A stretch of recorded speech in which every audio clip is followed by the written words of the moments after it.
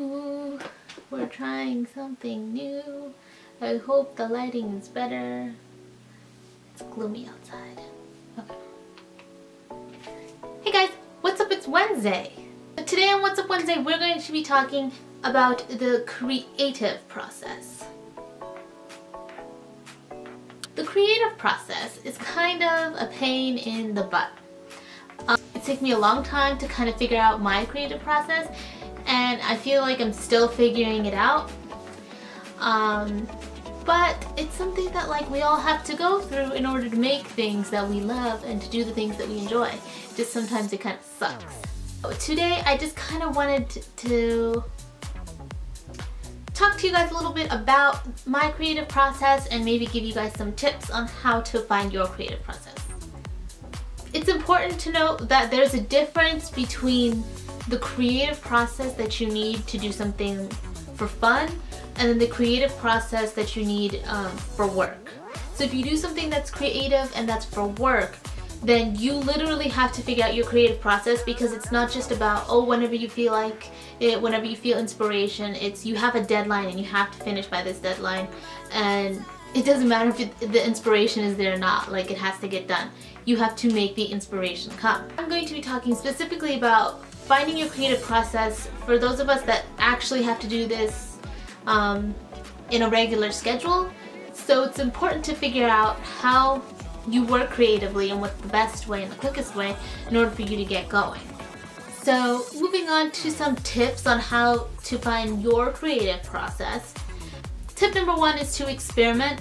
Try doing, whatever it is, different random parts of the day and see what works for you. That's the only way you're gonna know. Some people work really well between 1 and 5 in the morning. If it's something that you can't do during those hours, you need to find the best time during the day when, given your schedule, that you can do it, and then try to keep at it regularly every day for a little bit. Tip number two. Tip number two is to find your safe space. Find where is it that you feel the most creatively energized. Whether it's making that space somewhere in your room, or finding that space, maybe it's somewhere in the library, maybe it's your living room. Finding where it is you can focus will help you keep in that zone. And then if you keep that as your creative zone and you only try to use it when you're creative, immediately when you go there, it'll just start, just from doing that and keeping that space separate, it'll automatically click in your mind and make it that much easier. Everything is about habit, and when you make things a habit, your body, your brain, your mind, everything kind of forms together and makes it easier because it's used to it and it's already kind of having that associated with that space. Tip number three is to develop a routine. Depending on what creative thing that you're doing, if it's painting, if it's writing, if it's editing, make it the way that you do it a routine. Creative, it's spontaneous, it's inspirational, it's da-da-da, it's all these flashy things. But when you have to do it as a job, you have to make some kind of routine in order to get that out. Because being creative is very draining emotionally and physically. Even if you're not actually doing anything, your mind and everything that you put so much energy into whatever it is that you're doing, it just drains you. And I think it's really hard for people who aren't creative to understand that. You're kind of just in your head for long periods of time. And making a routine will help you get to that space in your head quicker, faster, and better, and be more in tune with that. So tip number four is to chill. When you have a deadline, stressing yourself out is not gonna make it better. It's gonna make it worse. So if you feel like you're getting too in it, you can't work, you can't think, you need to just drop it for an hour, for a minute, for a day, for a week, however long you have. When you feel stress, walk away. It's important to walk away from your work, because when you get too into it, sometimes you can't see all the problems in it. And you have to kind of step back, not think about it, go do something else.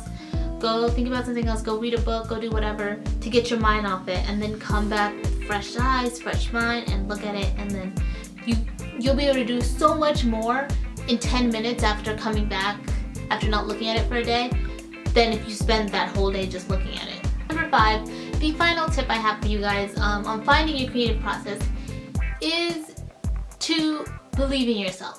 When you're in the creative process and you're trying to come up with an idea and you can't think of anything and everything seems like you just suck with the world because everyone's doing better than you, like, you are gonna do great. You spend so much time and effort, it will turn out fine. It will turn out great. You need to just not be so hard on yourself, because if you're hard on yourself on top of everything else that you have to worry about and that you have to do, that's gonna block your juices from flowing. That's gonna block your creativity. Trust yourself. Trust what your heart, what your mind is telling you about whatever it is that you're doing. It's yours and you're creating it and it's coming from you. So let yourself do it and don't second guess yourself. And then when you go back, that's what editing is for. That's what rewriting, rereading, that's what all that is for, is to go back and to be like, oh, I think I meant to do it this way, or this is better. For now, for the first run through, it's okay. You just gotta get it out. Whatever it is, good or bad, you can always fix it later. Okay, that's all I have for you guys today on the creative process. I hope these tips helped you guys, and I hope you guys have fun time creating. Remember, everything, we're doing it for fun, and it's supposed to bring us joy. So don't let that stop you. Whether, even if you have to do it every day for your job, it's still what you love. So remember why you love it. Okay guys, so that was today's video. Thank you so much for watching. Please click here to watch last week's video. And then all our social media links will be down below. My sister's video will be here Friday, so look out for that.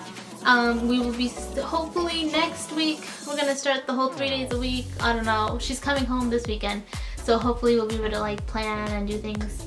But yeah, thank you guys so much for watching. I hope you guys have a lovely week, and I will see you guys next week. Then maybe you guys can tell me what's up with your week down in the comments below. That'd be really cool. Okay, bye.